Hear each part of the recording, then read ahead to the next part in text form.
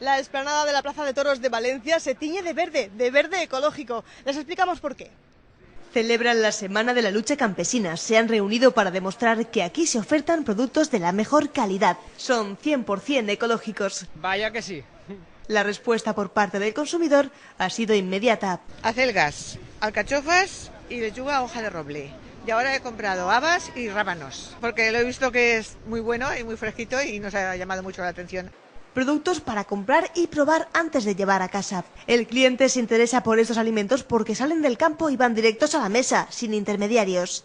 Aixina no s'encareix el producte i consumís un producte acaba de collir. Aquí encontramos huevos de gallinas criadas en libertad y alimentadas a base de cereales y legumbres. Estas hortalizas se diferencian del resto por ser naturales y haber crecido sin insecticidas ni abono.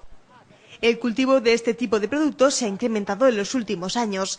En la actualidad, en la Comunidad Valenciana hay más de 900 productores agrícolas y ganaderos.